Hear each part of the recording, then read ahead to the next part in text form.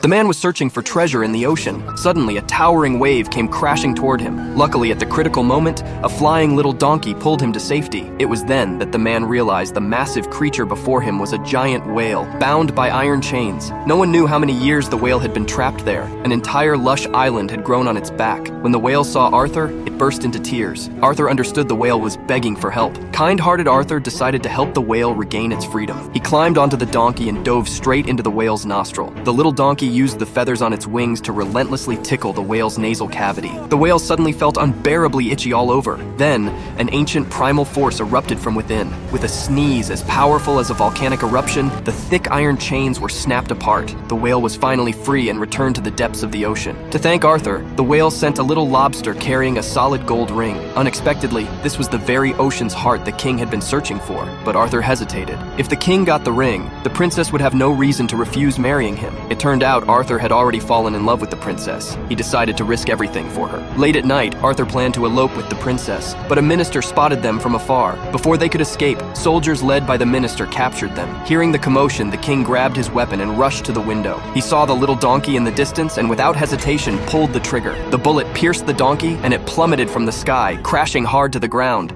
To save Arthur, the princess revealed her secret of immortality to the king, but the cunning king was only half convinced. At that moment, the minister whispered a lousy idea to the king. The next day at the palace gates, soldiers brought in 3 giant iron cauldrons. The first was filled with boiling water. The second was icy seawater that could freeze a person instantly. The third was filled with poisonous milk. Whoever could survive all 3 would gain immortality, but the sly king had no intention of testing it himself. He shoved Arthur into the first cauldron. The princess quickly took off her ring and tossed it into the boiling water. Arthur successfully passed the first trial. Then he fell into the freezing cold cauldron. In an instant, his body was frozen solid. Just then, the primal chant of the fire phoenix surged into the cauldron, and Arthur passed the second trial. But when Arthur fell into the third cauldron filled with poison, the princess was stunned. She had no idea how to save him this time. Everyone believed Arthur was dead, and they began to leave in sorrow. Suddenly, a white light streaked across the sky. Looking closer, it was a glowing dandelion which floated straight into the poisonous cauldron. In the blink of an eye, Arthur was reborn,